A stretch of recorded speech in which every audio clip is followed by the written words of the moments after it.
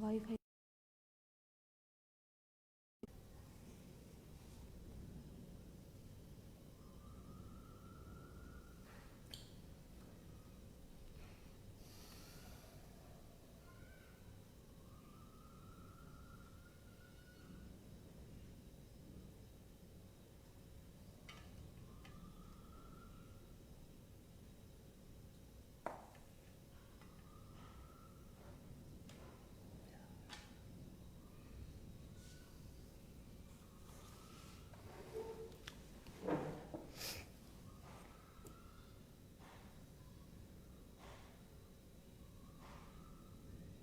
Good afternoon. Good afternoon. Can you hear me? Just send the text in text message if you can hear me. Hello.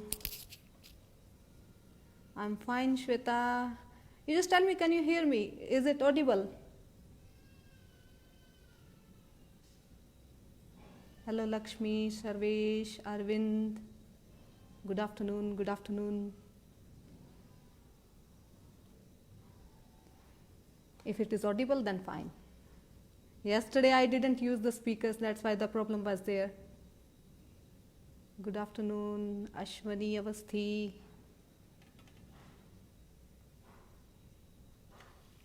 Yesterday you people gave me good suggestion that I must use my earphones. Nice.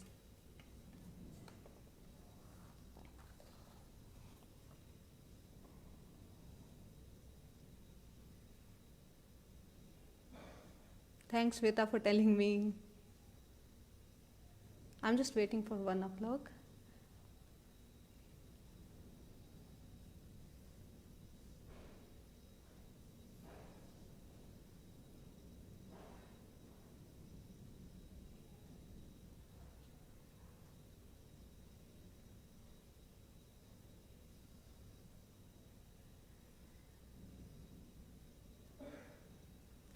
Thank Amrita for telling me. Hi, Nitesh.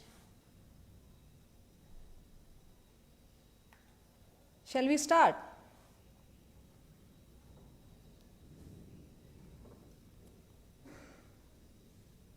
I have given my email address to the PFI people. So I'll deliver a lecture today. If any queries, you can send me an email as well. Although I'll try my level best to give the answers. Hi, Sumit.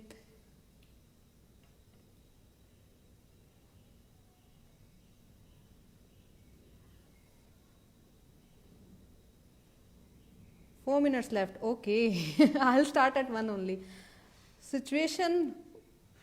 Okay, you want to know the situation about the climatical things or around this lecture?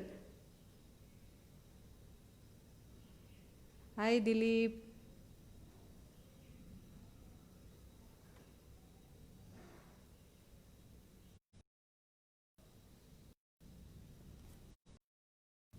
Actually, I had made a very good presentation for you all people.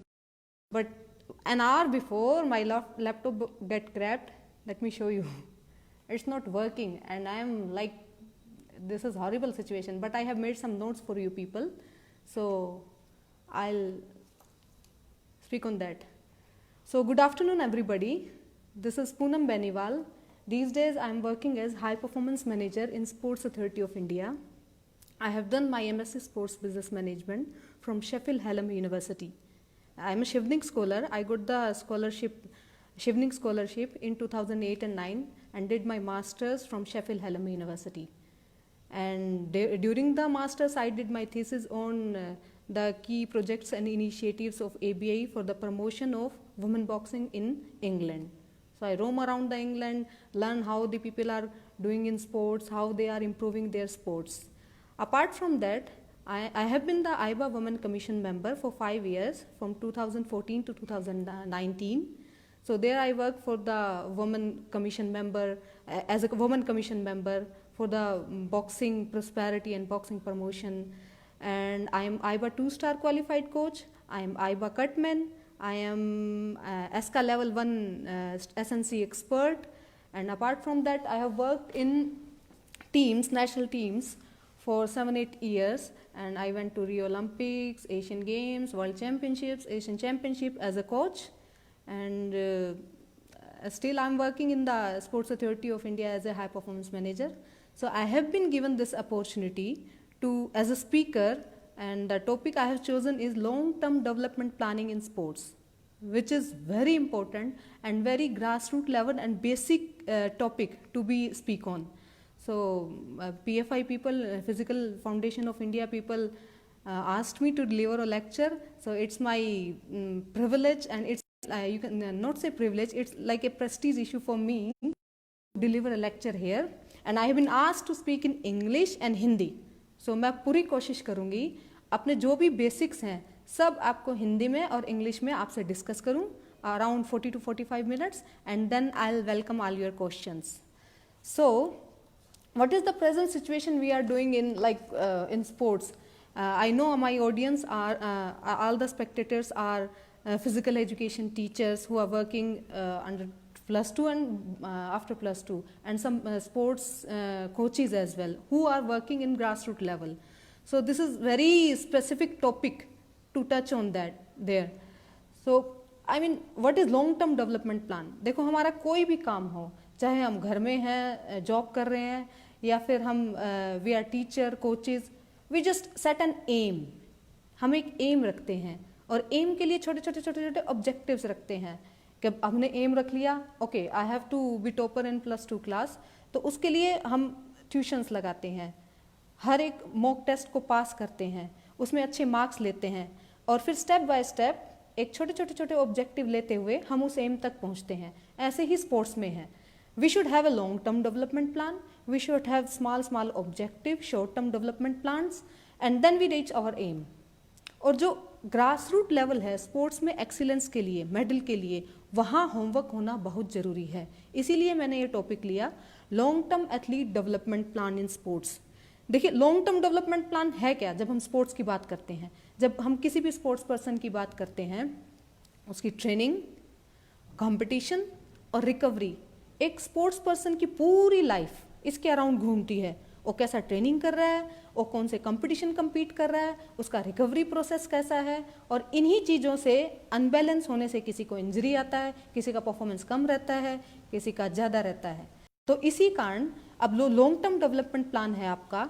It is just the training, competition, programming, and based on, very important point to be noted, I request all the physical education teachers and coaches to note this point.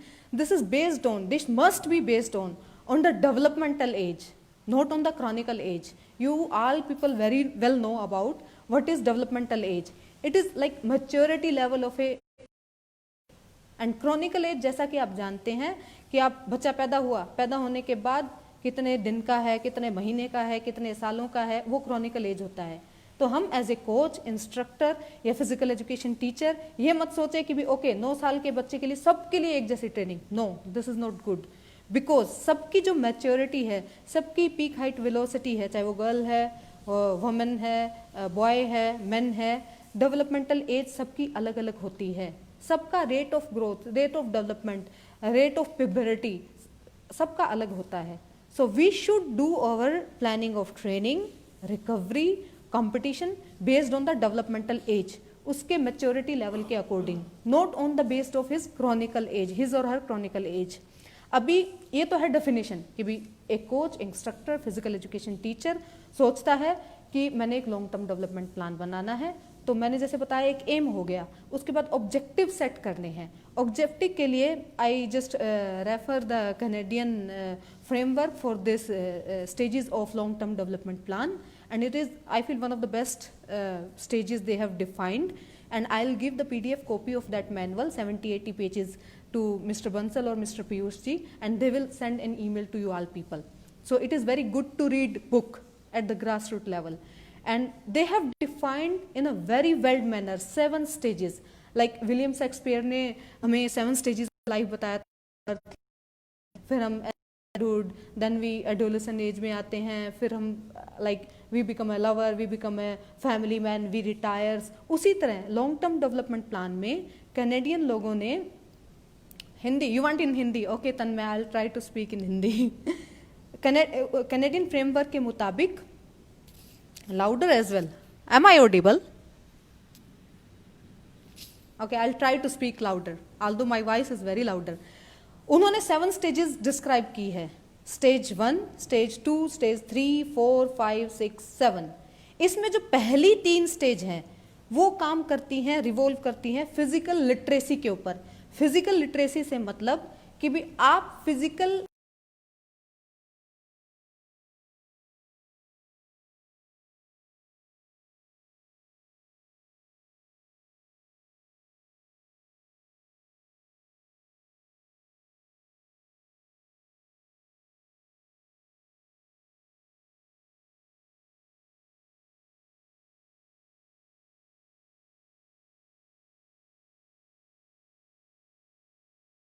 और तोड़ भी सकते हैं. We can make and break a player there. तो उसमें जो हम focus करते हैं, एक्सीलेंस पे फोकस करते हैं कि भी एक प्लेयर को हमने बॉक्सर बनाना है, शूटर बनाना है, फेंसर बनाना है, तो उसके लिए स्पेसिफिसिटी पे काम करते हैं. और 7 स्टेज जो है हमारी एक्टिव लाइफ के ऊपर है. That is like life long learning process होता है, लाइफ लॉन्ग उसका फिजिकल एक्टिविटी का. तो उनके अलग अलग 7 स्टेजेस हैं. तो मैं आपको उन 7 स्टेजेस के बारे में बताऊंगी. फिर जो फैक्टर्स उनको इन्फ्लुएंस करते हैं उनके बारे में डिस्कशन करूंगी. और after that I'll tell you कि भी उन 7 स्टेजेस में as a physical education teacher, as a coach आपने क्या काम करना है. क्योंकि अब जो फिजिकल एजुकेशन टीचर्स हैं या फिर ग्रास रूट लेवल कोचेज हैं जो वॉलंटरीली काम कर रहे हैं, वो लोग ही हैं जो बच्चे को उंगली पकड़ के ट्रेनिंग सेंटर पे लेके आते हैं, उसको ABCD सिखाते हैं, उसको बेसिक सिखाते हैं. और जैसे कि हम बच्चे होते हैं उनको ABCD सिखाते हैं, फिर हम उनको सेंटेंस बनाना सिखाते हैं, फिर वो ऐसे लिखते हैं उसके ऊपर, फिर अपनी इनोवेशन से उसके ऊपर बुक्स भी लिख डालते हैं. तो this is in similar that manner. तो उसके बाद अब मैं आपसे डिस्कस करना चाहूँगी आज के दिन हम क्या सोचते हैं. जो फिजिकल एजुकेशन या फिर स्पोर्ट्स का एक पिरामिड है, हमारे पास क्वांटिटी है तो क्वालिटी निखर के आएगा. बेसिक ट्रेनिंग स्टेज होता है जो आज के दिन हम लोग अपने माइंड में लेके चलते हैं, फिर एडवांस ट्रेनिंग स्टेज होता है, फिर हाई परफॉर्मेंस ट्रेनिंग स्टेज होता है. ये पिरामिड ऐसे बनता है. ठीक, मेरा लैपटॉप क्रैप हो गया, otherwise I would have shown you in my laptop. अभी इस चीज के लिए वो पिरामिड अच्छे से बनाने के लिए 7 स्टेजेस से पहले मैं आपसे डिस्कस करना चाहूंगी शॉर्ट कमिंग्स कहाँ हैं. क्योंकि हमें कमियों का पता होता है, हमारी वीकनेस पता होती है, तभी हम उसको पॉलिश करके उसको हम पॉजिटिव वे में अपनी स्ट्रेंथ बना लेते हैं. तो आज के दिन अगर इंडिया में आप देखो, अगर मैं आपसे रेलिवेंट हूँ या फिर किसी को कोई इसमें कुछ क्वेरी हो, you can ask me later after lecture. Shortcomings क्या है. हमारे मैक्सिमम प्लेयर्स जो हैं, वी कांट से कि we have taken the best talent in the best game for the best performance. अब जो बच्चे ऊपर आते हैं, नेशनल स्क्वाड्स में आते हैं, डिस्ट्रिक्ट स्टेट नेशनल जीत के आते हैं, तो हम ये नहीं कह सकते कि हमने बेस्ट टैलेंट लिया है. वो बच्चे या तो अपनी जिद से या पेरेंट्स के सपोर्ट से या किसी की आगे हैं, you have good destiny and you have get a good progression, वैसे आते हैं. हमारे इंडिया में जो मेरी फीलिंग है, मेरे मतलब 15 जो मेरा एज ए कोचिंग करियर रहा है, जो डेवलपमेंटल एथलीट हैं या तो वो ओवर कम्पीट हैं या अंडर ट्रेन हैं, या तो वो अपने लेवल से ज़्यादा कम्पीट कर जाते हैं. कई एग्जांपल्स हैं जो फिर इंजरी प्रोन हो जाते हैं, या फिर वो अंडर ट्रेन है बेसिक स्टेज लेवल पे. और जो अडल्ट ट्रेनिंग और कंपटीशन है वो सुपर इम्पोज्ड किए गए डेवलपमेंटल चाइल्ड पे. अभी मैं एलीट लेवल के बच्चों को ट्रेनिंग दे रही हूँ. एक ट्रेनिंग सेंटर पे मेरे पास 18-20 साल का लड़का भी है, 14-15 साल का लड़का भी है, 7-8 साल का बच्चा भी है. तो मतलब not every person, for not every person it's like कि जो ट्रेनिंग 18-20 साल का बच्चा कर रहा है वही हम थोप देते हैं 12-13 साल के बच्चे के ऊपर. तो जो एलीट लेवल के बच्चों की ट्रेनिंग छोटे बच्चों पे सुपर इम्पोज कर दी जाती है, ये शॉर्ट कमिंग है. और मैक्सिमम स्पोर्ट्स में जो मेरी ऑब्जर्वेशन रही है, मेल फीमेल की ट्रेनिंग में कोई अंतर नहीं है. मतलब मैक्सिमम ग्रास रूट पे लगा लीजिए, एलीट लेवल पे तो नेशनल स्क्वाड्स में इट्स लाइक प्रोफेशनल चीज़ें हैं, लेकिन जहाँ छोटे क्लब्स में या छोटे स्कूल्स में आप खुद भी इस पे सोचिएगा कि मैन वुमेन की ट्रेनिंग थोड़ा अलग होना चाहिए. उसके बाद है शॉर्ट कम आउटकम पे हम लोग बहुत ध्यान देते हैं कि बस ए डिस्ट्रिक्ट टूर्नामेंट में बच्चा जीत जाए, ए स्टेट में जीत जाए, बस. उसके बाद उसका लॉन्ग टर्म डेवलपमेंट कहाँ है. फिर उसकी हम क्रॉनिकल एज पे ज़्यादा ध्यान देते हैं, हमारे टूर्नामेंट्स भी क्रॉनिकल एज पे डिवाइडेड है, under 14, under 17, under 21, blah blah ब्ला।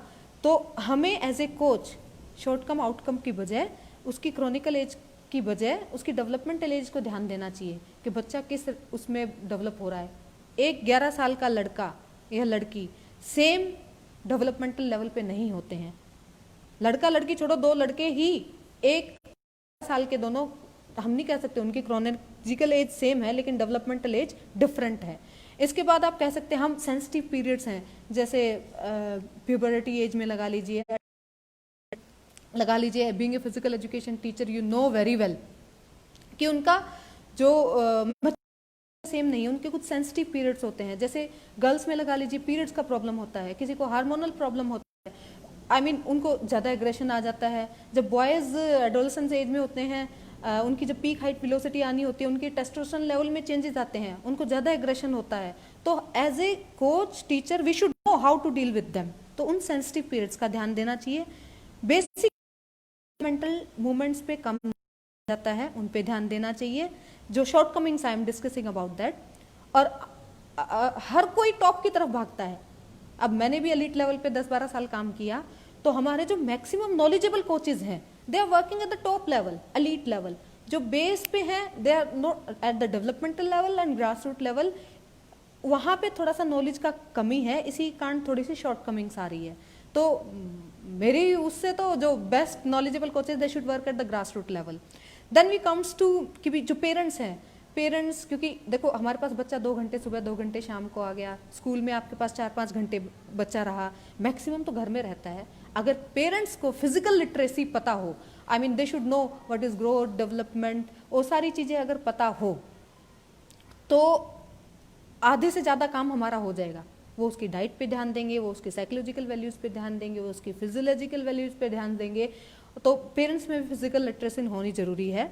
और most important point, the last but not least, जो physical education, sports, federation, SGFI, SAI, ministry, there should be a good integration between all these. इन सब के बीच में एक अच्छा इंटेग्रेशन होना चाहिए। अब फिजिकल एजुकेशन और जो हमारे स्पोर्ट्स कंपटीशन में उसमें अच्छा इंटेग्रेशन होगा, then we can work on that. अभी मैं 7 स्टेजेस आपको डिफाइन करूंगी। 7 stages as per the Canadian sports sport life their framework. First is active start. Active start you can say it's like 0 to 6 years. अब जब बच्चा छोटा होता है उसके उस पे। देन फंडामेंटल जो स्टेज है जिसमें हम फंडामेंटल्स सिखाते हैं। Fundamentals means fun, FUN fun, आपको बच्चों को सिखाना फन। मेन में ये 6 to 9 years, वुमेन में, फीमेल में इट्स 6 to 8 years, क्योंकि जो गर्ल्स होती हैं उनमें थोड़ा मैच्योरिटी जल्दी आता है, उनकी ग्रोथ जल्दी होता है थोड़ा। लर्न टू ट्रेन स्टेज, ये लड़कों में 9 से 12 साल, लड़कियों में 8 से 11 साल होती है। Then next is train to train stage, लड़कियों में ये 11 से 15 साल, लड़कों में 12 से 16 साल। ये जो 2 स्टेजेस हैं, learn to train, train to train stage, इन दोनों स्टेजेस में वी जस्ट ब्रेक और मेक अ एथलीट। इसी स्टेज में हम उनकी प्रॉपर ट्रेनिंग करा के, मैं बताऊंगी किन किन फैक्टर से उसको या तो अच्छा एथलीट बना सकते हैं या उसको वहीं इंजर्ड करके खत्म कर सकते हैं। The next is train to compete stage, जिसमें स्पेसिफिसिटी आ जाती है। लड़कों में in general it is like 16 to 23 and plus that, क्योंकि अलग अलग गेम का अलग अलग है। कुछ गेम्स हैं जिसमें अर्ली स्पेशलाइजेशन आता है, जैसे कि स्विमिंग, जिम्नास्टिक्स। कुछ लेट स्पेशलाइजेशंस के गेम होते हैं, जैसे साइकिलिंग है, हमारा बॉक्सिंग भी like it's early and let, 18, 19, 21 साल की उम्र में वी कैन परफॉर्म वेल। तो इसमें it is train to compete stage, तो ये फीमेल में 15 to 21 होता है, plus minus according to game, it is in general. Train to win stage, जहाँ स्पोर्ट्स पर्सन को स्पेसिफिसिटी और वो अपनी इंडिविजुअलाइजेशन पे आ जाता है। इट्स लाइक मेल में 9, फीमेल में 18+। फीमेल का सारा 1-2 साल कम इसलिए है क्योंकि इसमें वो थोड़ा उनका डेवलपमेंट थोड़ा पहले है। फिर है active life. Active life it's, मैं इस मामले में थोड़ा बोलना चाहूँगी कि ये इंडिया में थोड़ा इग्नोर्ड है। हमारे कितने ही स्पोर्ट्स पर्सन हैं जो एक्टिवली बेनिफिट के लिए काम कर रहे हैं। Abhinav Bindra doing good in business, we have sports business. He is doing good for sports equipment and all. Or then we have Rajyavardhan Singh Rathore. He worked as a sports minister. One of the good examples. Abhinav Bindra ji, Rathore ji. Then we have Virendra Skina. He is working in OGQ. तो ऐसे मतलब ऐसे और लोग होंगे तो और अच्छा डेवलपमेंट होगा. और इस लेवल पे आके जो अच्छे एथलीट रहे हैं उनको कोचिंग फ्रेमवर्क में भी आना चाहिए. We have very much examples in that. अब जैसे सेबेस्टियन क्यो है, he has been the London Olympic games CEO, chief operating officer. He lead the organization of the London Olympic games. He have been Olympic medallist. So I mean ये जो 7 stages हैं, active start, fundamentals, learn to train, train to train, train to compete, train to win, then active life, इनको हमें being a physical education teacher, being a sports coach, we should follow them. अब मैंने आपको stages बता दी हैं. Detail में इन stages में क्या क्या ट्रेनिंग, कितना स्ट्रेंथ, कितना एंडोरेंस, किन चीज़ों पे ध्यान देना है, I will discuss. Before that I will tell you 10 key factors which affect this long term training development plan. सबसे पहला फिजिकल लिटरेसी. फिजिकल लिटरेसी जैसे कि मैंने आपको बताया, फिजिकल लिटरेसी होना बहुत जरूरी है. फिजिकल लिटरेसी से मतलब कि भी आप फिजिकली बच्चे को डेवलप कर रहे हैं और उसके बारे में क्या जानकारी होना चाहिए. तो सब चिल्ड्रन, आप यूरोपियन कंट्रीज या US में कहीं जाइए, जो 8-10 साल या 9-10 साल का बच्चा है, he will need agility, endurance and he will know about his targets. अभी फिजिकल लिटरेसी अगर छोटे बच्चे को पता है, पेरेंट्स को पता है. अब जैसे एक्टिव स्टार्ट में बच्चे को हम agility, balance, coordination, speed, jumping, climbing, ये मैं आपको 10-12 एक्सरसाइज बताऊंगी जो एक्टिव स्टार्ट में अगर फिजिकल लिटरेसी होगी, स्पोर्ट्स कोच या पेरेंट्स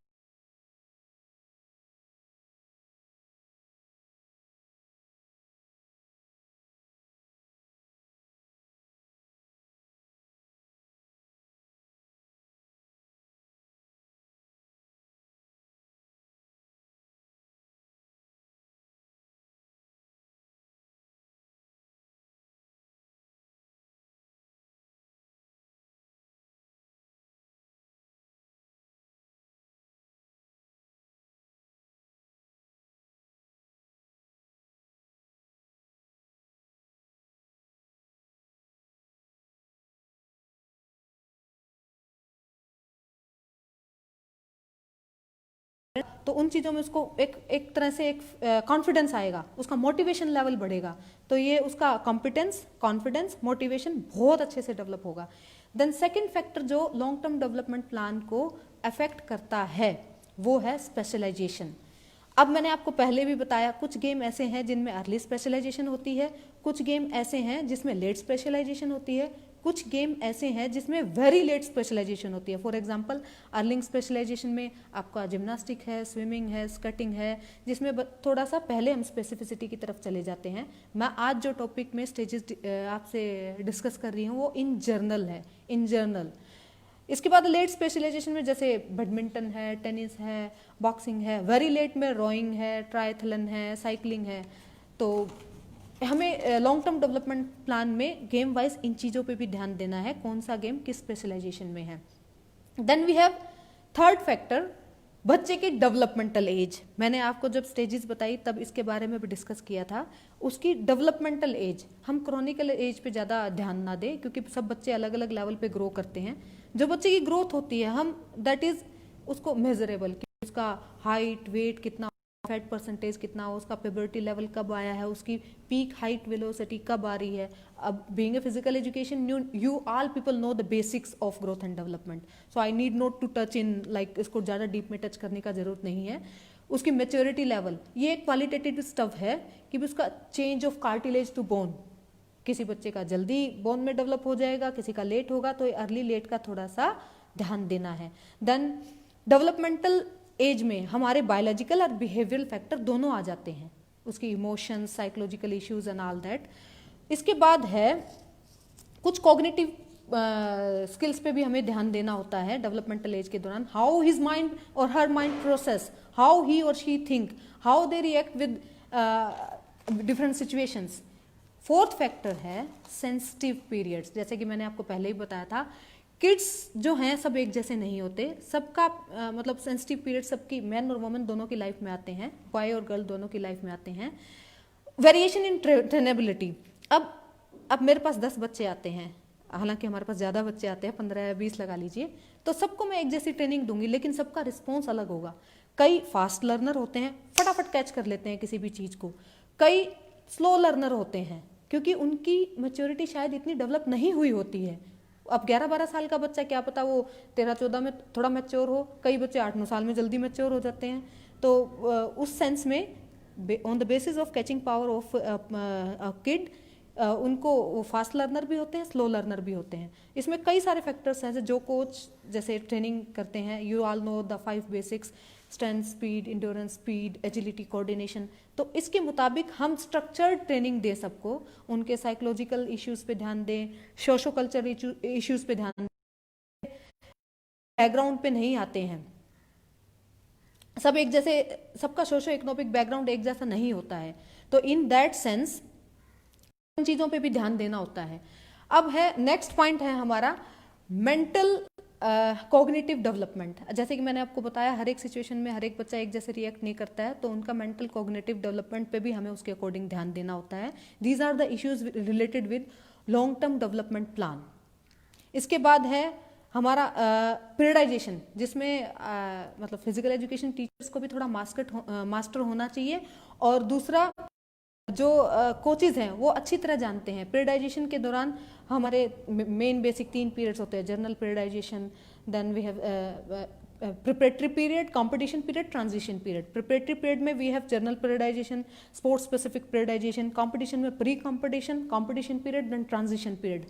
ये हमारे अलग अलग पीरियड्स होते हैं और उसी के मुताबिक ट्रेनिंग होता है। अब जब हम जर्नल पीरियडाइजेशन पे उसको बात करते हैं, गोल सेटिंग होता है, हम स्ट्रेंथ, इंड्योरेंस पे ध्यान देते हैं, स्किल्स पे ध्यान देते हैं, उसकी टेक्निक्स पे ध्यान देते हैं, स्ट्रेटेजी बनाते हैं। फिर हम स्पेसिफिक स्पोर्ट्स पीरियडाइजेशन की तरफ जाते हैं, हम स्पोर्ट्स स्पेसिफिक हो जाते हैं, टैक्टिक्स बनाते हैं, स्ट्रेटेजी बनाते हैं, और जैसे जैसे जैसे कंपटीशन नज़दीक आता जाता है we work on the psychological parameters, उसका पावर, स्पीड की तरफ काम करते हैं। कई वेट मेंटेनेंस के गेम्स होते हैं, जैसे बॉक्सिंग है, रेसलिंग है, जूडो है, उसकी वेट मेंटेनेंस पे ध्यान देते हैं, हम ज़्यादा उसको कॉम्पिटिटिव सिनेरियो की तरफ लेके जाते हैं। Then we come to transition period. Transition में उसको एक्टिव रिकवरी देते हैं, कोई इंजरी है तो उस पर ध्यान देते हैं, इवेल्युएशन करते हैं, पूरे साल क्या किया, फिर क्या हुआ। तो फिजिकल एजुकेशन टीचर्स को इसको किसी कोच को साथ लेके या खुद भी थोड़ा एक्सपर्टीज करना चाहिए इस चीज़ के ऊपर, पीरियडाइजेशन के ऊपर। Then we have competitions. It is very important topic and I have written down the ratios recommended by Canadian framework कि भी किस एज में, किस एज ग्रुप पे, किस स्टेज पे कितना कितना कंपटीशन रिकमेंड करते हैं वो लोग। एक्टिव स्टार्ट पे I mean it's fundamentals, no any fun and all that, so competitions नहीं। देन फंडामेंटल जो नेक्स्ट स्टेज है उस पे हम ध्यान देते हैं, like fun organise competition. Okay, जैसे just an example in athletics, आप छोटे बच्चों के आप जैसे physical education teachers game organise करवाते हैं 1st-2nd क्लास के, आई मीन बोरी में डाल के, स्पून में नींबू लेके, फिर उसके बाद like they jump together and cross, ये फन से रिलेटेड आप कोई गेम ऑर्गेनाइज कर। इसके बाद है could you please loud, am I audible? I mean I am speaking quite loud, फिर भी मैं और तेज बोलती हूँ, कोई बात नहीं। इसके बाद है नेक्स्ट जो स्टेज है, उसमें कॉम्पिटिशन्स का क्या रेशियो रहना चाहिए। लर्न टू ट्रेन स्टेज पे, जैसे कि मैंने आपको बताया, इसमें 70% आपका ट्रेनिंग से रिलेटेड, 25 to 30% you can go for the competitive relative training. Then train to 10 it become 60-40, then train to compete next stage it become 40-60, and then train to win it becomes 25 normal, it's in general, and 75 related to specific। जैसे जैसे हम ऊपर की तरफ जाते हैं हमारी specificity बढ़ता जाता है। अगर आप परसेंटाइल भी देखें 70, 30, 60, 40, 40, 60, 25, 75, एट द एंड जब हमें पीक परफॉर्मेंस देना होता है हम स्पेसिफिसिटी की तरफ जाते हैं और कंपटीशन लेवल की ट्रेनिंग करते हैं। तो ये एक ट्रेनिंग रेशियो सजेस्ट किया गया है कैनेडियन फ्रेमवर्क द्वारा। और जब हम एक्टिव लाइफ में जाते हैं इट डिपेंड्स अपॉन इंडिविजुअल। मैं लेटर में अभी डिस्कस करूंगी आपसे इसके बारे में कि भी हम क्या क्या अपॉर्चुनिटीज होती है गेम से स्विच ओवर करने के बाद। इसके बाद है I have discussed the 7 factors with you. Then next it's one of the important points, excellence takes time. ये नहीं है कि आज मैं सोचूं आज मुझे मेरे बच्चे को ओलंपिक चैंपियन बनाना और कल बना दूं। ऐसे तो हम लोग जितने भी कोचेज हैं, जितने भी HPM हैं, तो हम अपने बच्चों को सबको ओलंपिक चैंपियन बना देते। एक्सीलेंस टेक्स टाइम, एक्सीलेंस लेने में टाइम लगता है। Slow and study wins the race, सहज पके मीठा पके जैसे हिंदी में बोलते हैं। तो उसमें जैसे हर एक गेम का ना पीक पीरियड आने के लिए टाइम फ्रेमवर्क होता है। यूएस में एक रिसर्च हुआ था, उसके मुताबिक अगर एक बच्चा शिद्दत से किसी भी स्पोर्ट्स में ओलंपिक मेडल लेना चाहता है, 10 ईयर्स ऑफ ट्रेनिंग चाहिए उसे, और उन्होंने 10,000 आवर्स ऑफ ट्रेनिंग बोला है। It means 3 hours per day for 10 years you will get excellence. They have done a study on that. So excellence takes a time. और आपको कभी भी शॉर्ट कम आउटकम्स पे नहीं जाना, अपने बच्चे को रोइन नहीं करना, खत्म नहीं करना।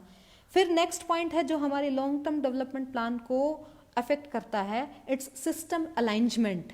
सिस्टम, हमारा सिस्टम क्या है आज के दिन हम देखें, sports authority of India, ministry of youth affairs and sports, national sports federations, school federation of India, all India universities, I mean these are the people revolving around आज के दिन खेलो इंडिया। अगर इन सब में अलाइंजमेंट होगा, टूर्नामेंट की organisation में alignment होगा, तो then it also affect the long term development plan.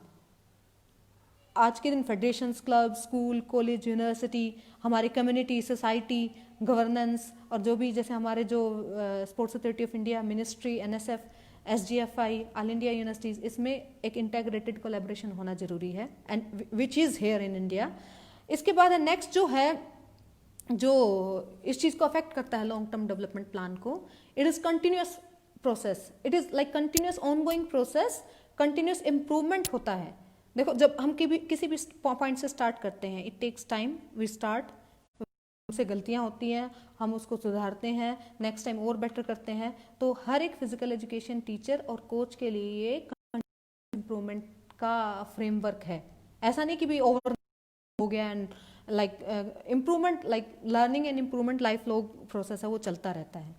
ठीक है, इसके बाद मैंने आपको 10 फैक्टर्स बताया कि स्पेसिफिसिटी होना चाहिए, फिजिकल लिटरेसी होना चाहिए, उसके बाद फिल्डाइजेशन होना चाहिए, कंपटीशन का रेशियो कितना होना चाहिए, ब्ला blah blah. All these 10 factors effects हमारी लॉन्ग टर्म डेवलपमेंट प्लान को। अभी जो मैंने आपको 7 स्टेजेस बताई हैं, in detail I'll go through that 15 to 10 minutes. I'll discuss about that, then I'll scroll your questions and I'll try to give the answer of all those questions.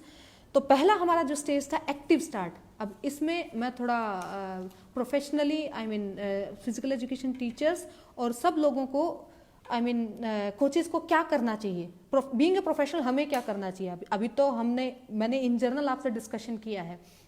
जो active start है 0 to 6, असल में इस level पे parents का भी ज़्यादा काम होता है। अब फिजिकल एजुकेशन टीचर्स या फिर हम टीचर्स या किसी स्कूल टीचर का भी रोल इसलिए रहता है क्योंकि आजकल 2-2 साल के बच्चों को स्कूल भेज देते हैं। 2.5 साल का बच्चा हुआ नहीं, आपको किड्स जोन में भेज दिया, प्ले स्कूल में भेज दिया।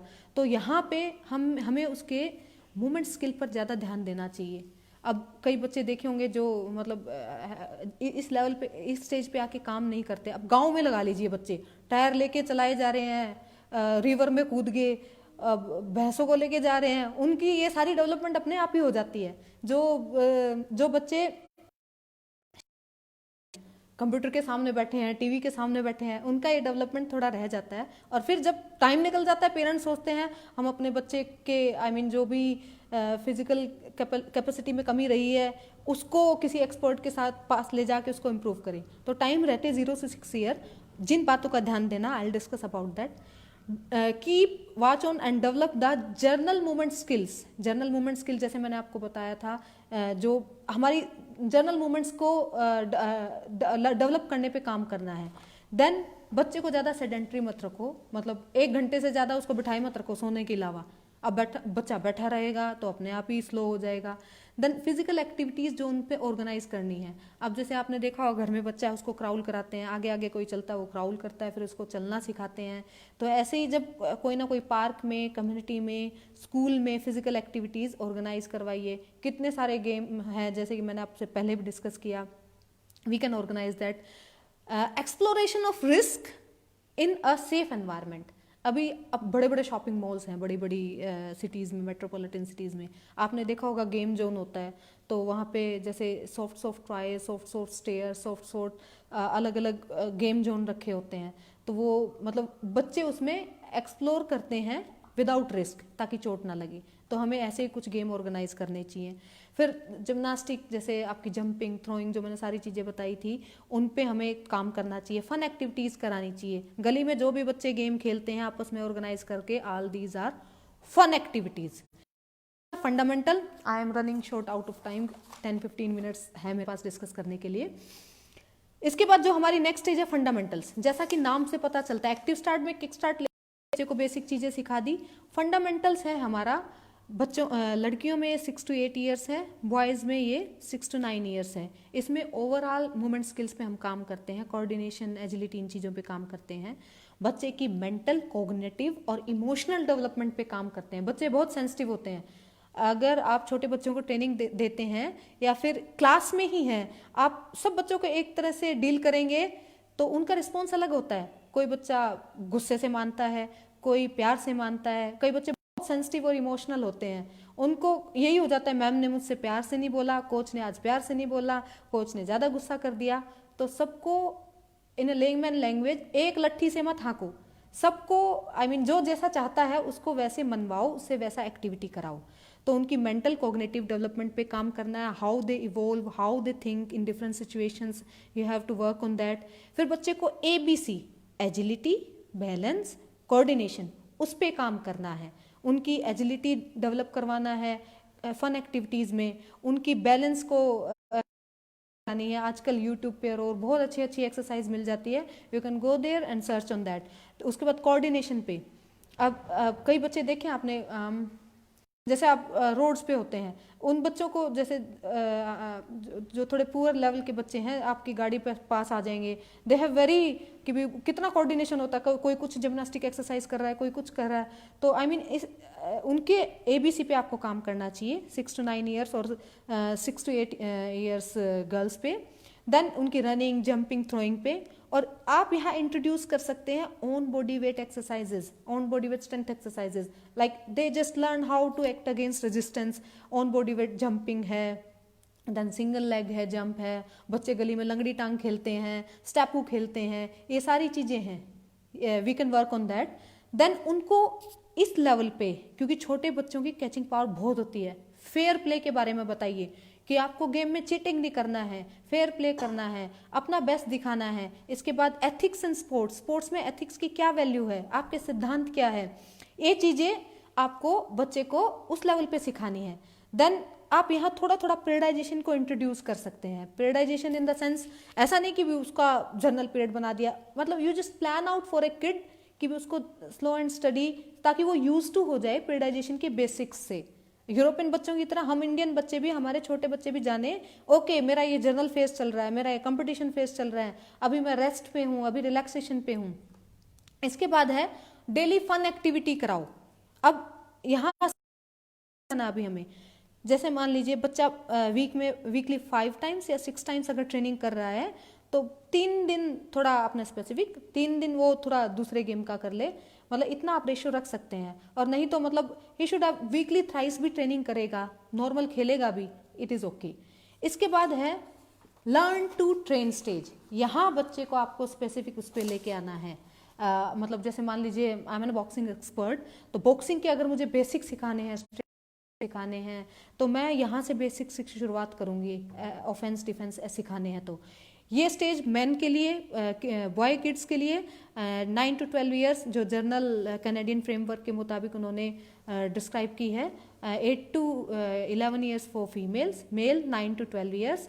यहाँ हम बेसिक्स ऑफ स्पोर्ट्स स्किल लेके आते हैं, क्योंकि बच्चा समझने लग जाता है, अच्छा बॉक्सिंग में ये चीज़ है, अच्छा अभी स्विमिंग में मेरे ये स्ट्रोक्स हैं अलग अलग, लॉन टेनिस में आपका फोरहैंड ग्रिप क्या है, बैकहैंड क्या है, ये चीज़ें ये बच्चा सीखने लग जाता है।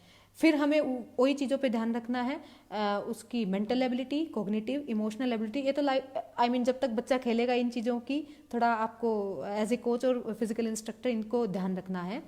फिर ऑन बॉडी वेट एक्सरसाइज के साथ साथ you can add medicine ball exercises, आजकल Swiss ball, you can add fun activities with them as well.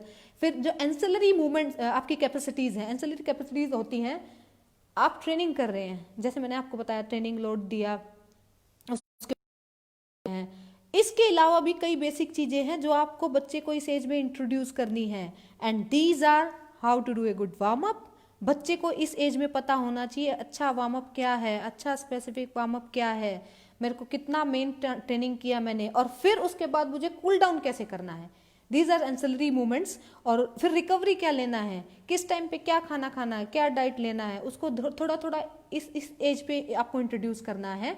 इसके बाद अब जो मैंने लास्ट आपको एज में बताया था कि वीकली थ्राइस ट्रेनिंग कर लिया ठीक है, अदर गेम्स खेल लिया ठीक है, यहाँ आप उसकी प्लानिंग प्रीडाइजेशन में थोड़ी सी स्पेसिफिसिटी ले आइए कि मान लीजिए एक बच्चा मेरे पास बॉक्सिंग के लिए आ रहा है, 3-4 सेशंस मैं उसको बॉक्सिंग के कराऊं वीकली, 3-4 सेशंस, और other 2 sessions recreational game, recreational activities, जैसे टेनिस बॉल से एक्सरसाइज करवा दिया।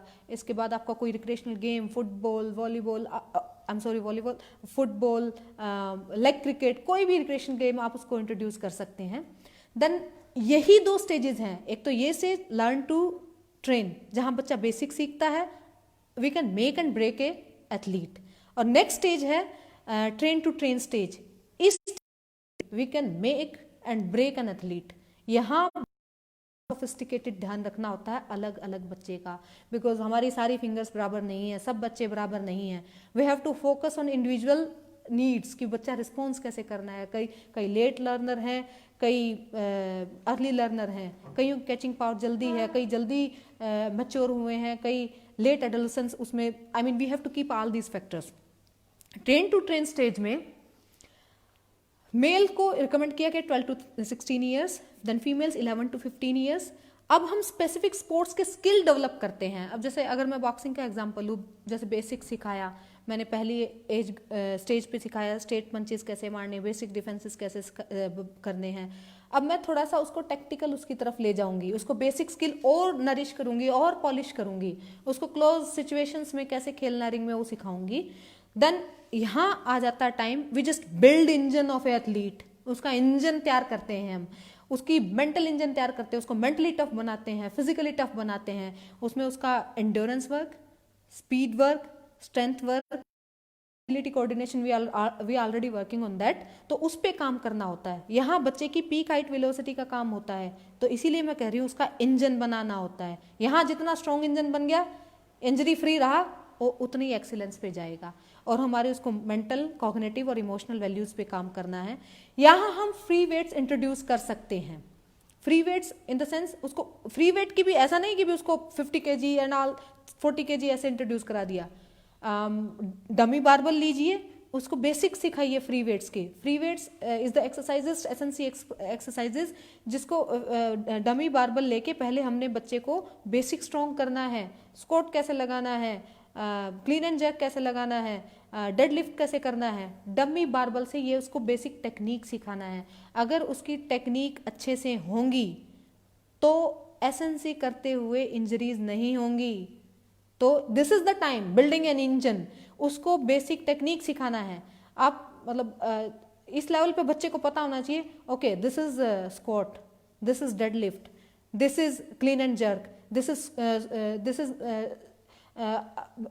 माई लाइक इतना लोड, इतना बेसिक टेक्निक है हर एक एक्सरसाइजेस का। इसके बाद फ्री वेट इंट्रोड्यूस करने के बाद उसकी मस्कुलोस्केलेटल इवैल्यूएशन करवाते रहिए। अभी मैं हमारे स्पोर्ट्स साइंसेस के साई के लेक्चर्स सुन रही थी बड़े ध्यान से, तो कल हमारे एक डॉक्टर साहब है बेंगलोर से, उन्होंने अच्छे से बताया था इस एज पे उसकी मस्कुलोस्केलेटल इवैल्यूएशन होना चाहिए। बोन्स में कोई प्रॉब्लम तो नहीं है, उसकी मसल्स में कोई प्रॉब्लम नहीं है, और ठीक डायरेक्शन में ग्रोथ एंड डेवलपमेंट हो रहा है, तो कोई मेजर इंजरी होने से पहले उसको हम संभाल लेंगे। तो यहाँ वो इंट्रोडक्शन बहुत जरूरी है। आजकल sports sciences, we have good very good sports sciences in Sports authority of India, और अलग अलग प्राइवेट ऑर्गेनाइजेशन भी बच्चों को अडोप्ट करके JSW, OGQ, they are working on that. तो वहाँ हम इनका मस्कुलोस्केलेटल इवैल्यूएशन करवा सकते हैं।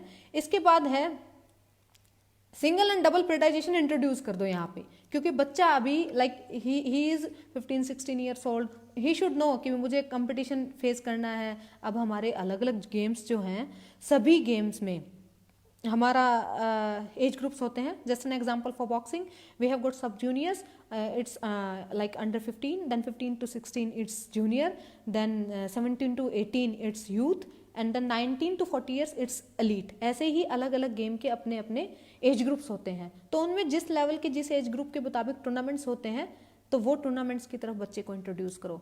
इसमें आप professionally as a physical education teacher sports coaches की हेल्प लेके, या फिर आप खुद आप स्पोर्ट्स कोचेज हैं तो बच्चे को प्रीडाइजेशन को इंट्रोडक्शन कराओ कि साल में 1 या 2 मेजर टूर्नामेंट्स जो भी हैं। Then we have to like weekly कितना training, 6 to 9 sessions we can go for that. Specific अपने स्पोर्ट्स का 6 to 9 session is like it's good to work on that. The next is when we have make our training or sports person.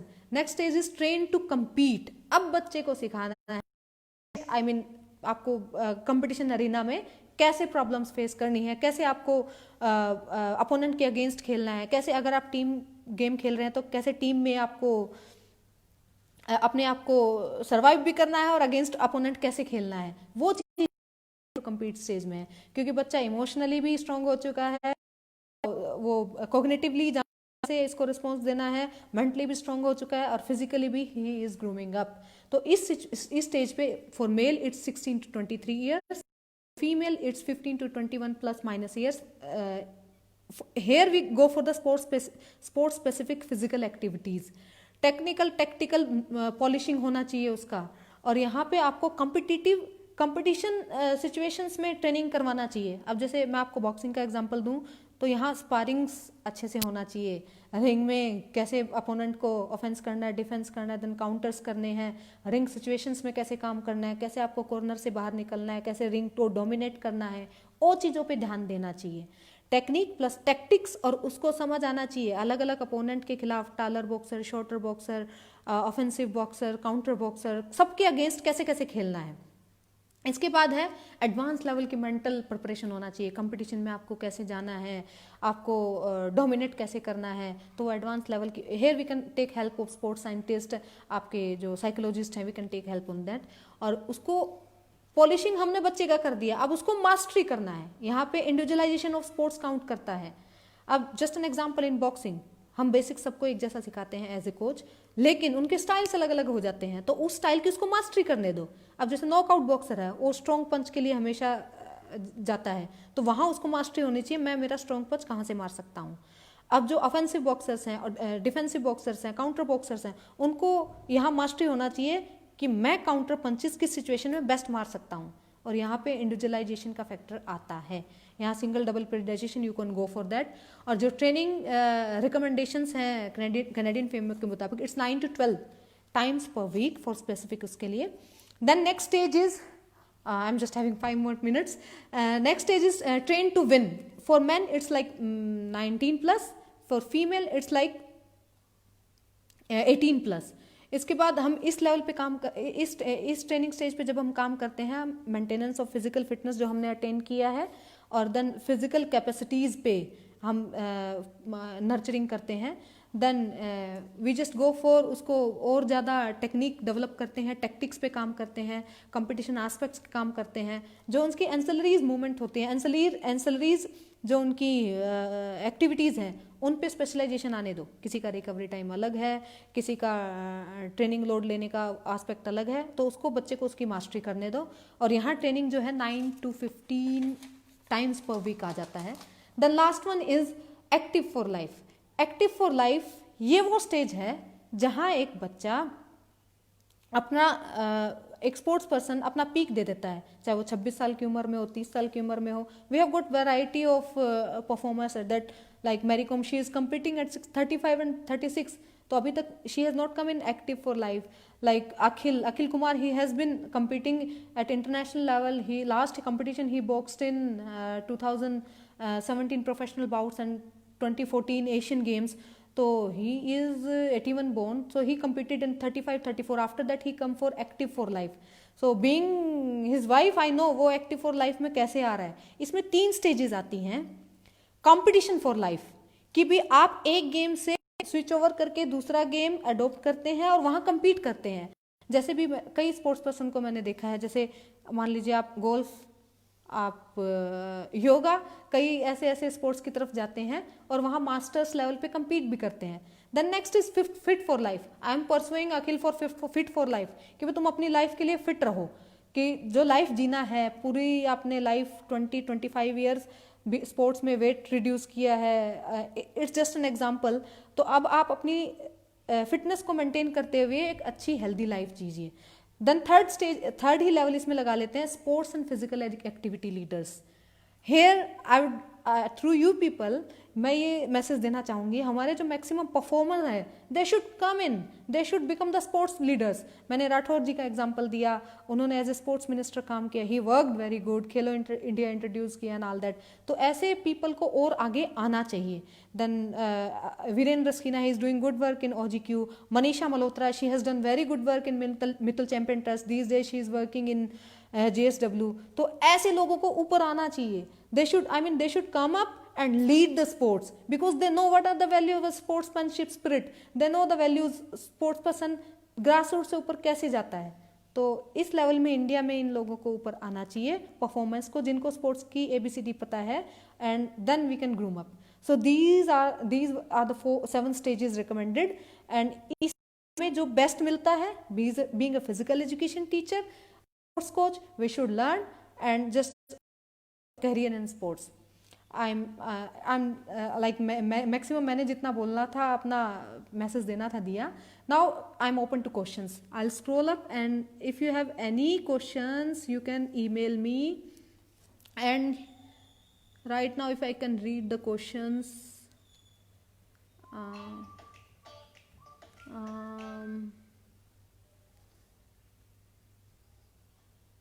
if I missed anyone you can write on that।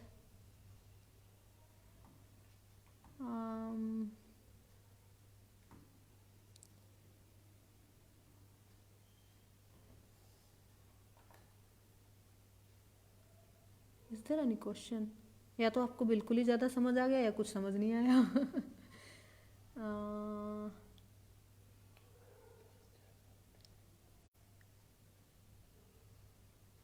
There is no issue, I mean you can send me the questions as well, and objective little steps to reach on, yeah, step by step ही जाएंगे हम लोग।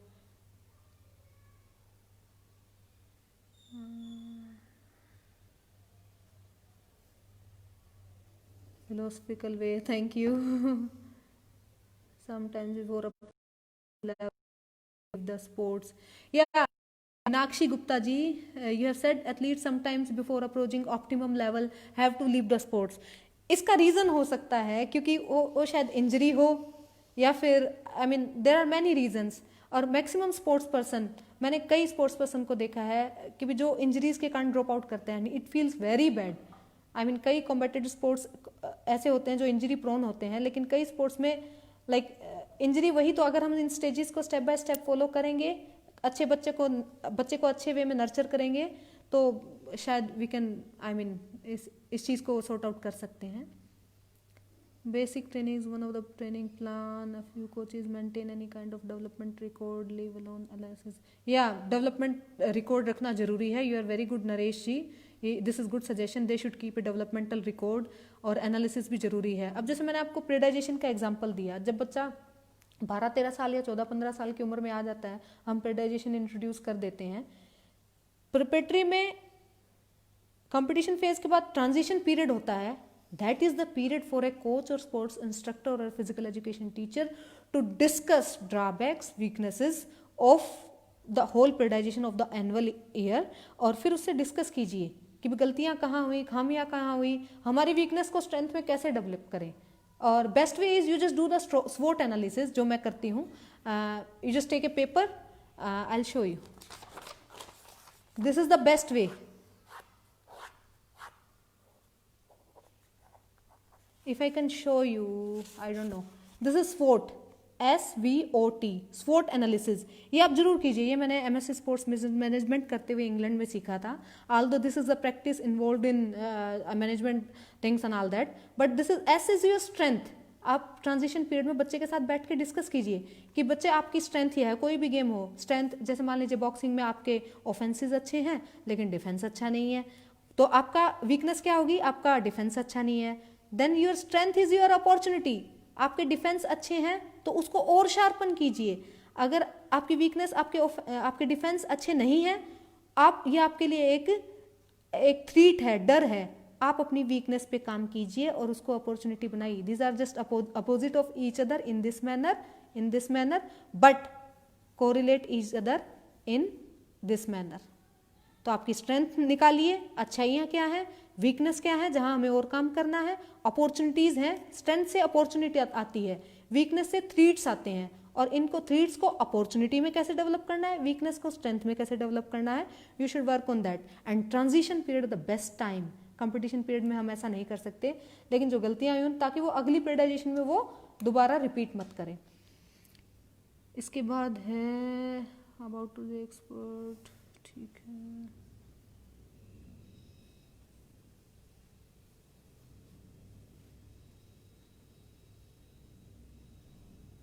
Parents are hardly made stake holders, they are one of the key stake holders.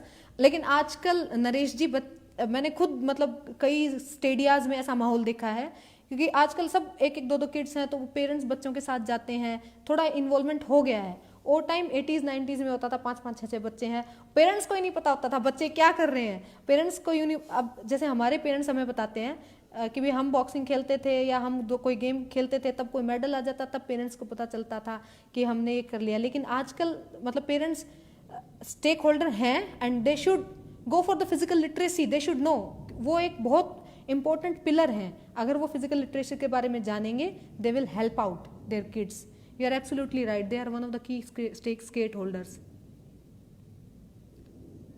या इस्तेमान वाली जी का model है ये, which that's I have given the Canadian framework too. ये मैं इसका श्रेय स्पोर्ट्स अथॉरिटी ऑफ इंडिया को देना चाहूँगी. मैं टीचिंग फैकल्टी में 2006 से काम कर रही हूँ, NIS में 2007 से. वहाँ पे हमने US, कैनेडियन, इंग्लैंड सब मॉडल्स पढ़े.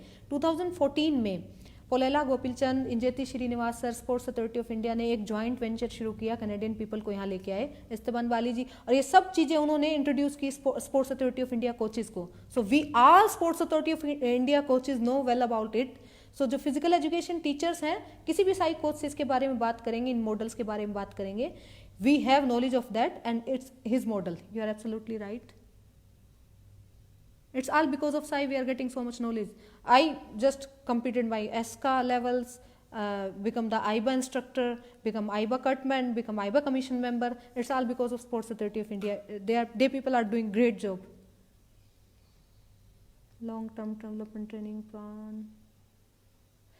I'll share a PDF file of this Canadian framework, although it's available on internet as well. I'll ask the Physical Education Foundation of India people to share with you, or they can publish on their FB as well. Yeah, they have mentioned my email as well, bpoonam2527@gmail.com. So you can send me any email. This is my official email. I'll reply all.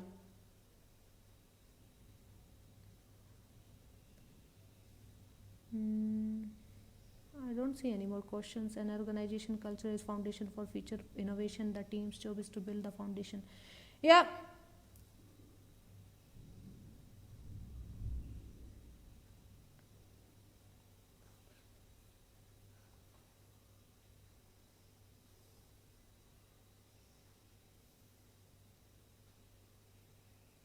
Provide soft copy. Yeah, soft copy मैंने आपको promise किया. I'll give you that. Actually, you know, I had prepared a presentation. If I can revolve my camera, see my laptop, it got crammed today, and I mean before 1 hour, and then I just note down the notes. All my data was in this, and since 1 hour it's like this. I don't know what has happened to this. So I have made a presentation. I'll give that to PFI, Physical Education Foundation of India people.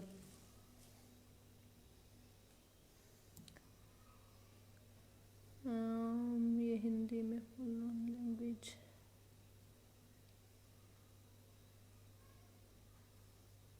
I can't see many or no more questions. I think in childhood they need more physical education rather than. Yeah, Sanjeev ji very good. ये मैं touch भी करना चाह रही थी ये बात. जो फिजिकल एजुकेशन है हम कब सीखते हैं? 8, 9, 10th के बाद हमें भी याद है 9, 10th में बोला गया फिजिकल एजुकेशन ले लीजिए, तो तब हमने लिया, ऑप्शनल एक सब्जेक्ट था। लेकिन ये चीज़ें बहुत अर्ली एज में सिखानी चाहिए। मुझे याद है ये है 2011 की बात है, हमने स्पेक कार्ड्स बनाए थे फिजिकल एजुकेशन टीचर्स के लिए कि भाई हर एक गेम में 4th 5th के बच्चे को क्या सिखाना चाहिए, 5th 6th के बच्चे को क्या सिखाना चाहिए। लेकिन I don't know they have implemented और नॉट। तो फिजिकल एजुकेशन हमें बच्चे को अर्ली एज में सिखाना चाहिए, ये तो फर्स्ट क्लास से टॉपिक होना चाहिए। मेरी रिकमेंडेशन तो ये है। I have good 4-5 minutes more.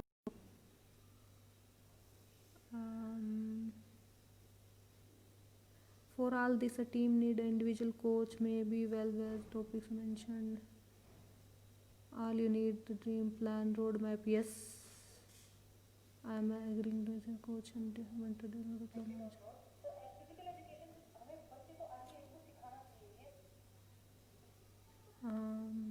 I don't see any more questions. Can you detail celebrate developmental ages? I have got a good diagram for that. जो ये है, he has asked for developmental ages. I'll give that PDF in that detail कि भी peak, आपकी peak height velocity कब जाती है, आपका मेनार कब आता है, आपका ये सब चीज़ें उसमें mention है. I'll give provide that because picture speaks a lot. I have got a diagram for that. I'll show you that. Good grassroots level. My question is that ज़्यादा से ज़्यादा हम किड्स को एक दिन में कितने आवर प्रैक्टिस करा सकते हैं जिसमें सब कुछ इन्वॉल्व हो। Anil Verma ji, like warm up, main practice, cool down. जैसा कि मैंने अपनी सारी स्टेजेस में मेंशन किया, एक्टिव स्टार्ट में फन रिलेटेड एक्टिविटीज़ होती है, फिर नेक्स्ट स्टेज में फंडामेंटल्स में हम फंडामेंटल में बच्चे को फन में करवाते हैं। फिर मैंने बताया 3 सेशंस आप मेन एक्टिविटी के नेक्स्ट स्टेज में कराइए 10 to 10 में, फिर train to learn, train to compete में वो बढ़ते जाएंगे 6 to 9, फिर 9 to 12 ये सेशंस होने चाहिए एक दिन में। It depends upon your sports. As far as boxing is concerned, हम एक जैसे एक किड को अगर करवाएं training 15 to 20 minutes proper warm up, then जो हमारा मेन टास्क है उसके लिए specific warm up, then according to learning capacity of a kid and his age, developmental age, 45 minutes to 1 hour, 30 minutes to 45 minutes। और जो हमारा main task का work है, जैसे स्पीड है, हाई इंटेंसिटी का है तो शॉर्ट टर्म का होगा, एंड्योरेंस वर्कआउट थोड़ा लॉन्ग होगा। It depends upon the volume and intensity of that workout. Then same इतना ही कूल डाउन को आप 15 to 20 minutes, so it's around 1 to 1.5 hour। It depends upon sports. एक दुर्भाग्य कि बच्चा खिलाड़ी बहुत देर से मिलता है। हाँ मुकेश मत्सी, हम देर से मिलता है, तभी तो मैं कह रही हूँ physical education teachers are the basis for that. मैं मतलब हमारे जो जितने फिजिकल एजुकेशन टीचर्स हैं सबको ये सजेशन देना चाहूँगी, आपको कहीं ना कहीं कई ना लेस ट्रेनेबल फैक्टर्स होते हैं, हाइट, लोअर लिम्ब, उनके लिम्ब्स की वो, अब जैसे कई उसमें बच्चे में दिख जाता है टैलेंट जो है, हिडन टैलेंट है। अगर उन्हें ऐसा कोई किड मिलता है अपने स्कूल में, then they if they are experts groom them, otherwise take the help of experts, तभी बच्चा ग्रूम होता है। Then next is depends upon selected age as. Well Archana ji, you are right, school physical education serious नहीं लिया जाता। I mean we should take it seriously, otherwise we will lag behind. Individual game के लिए बच्चों की as,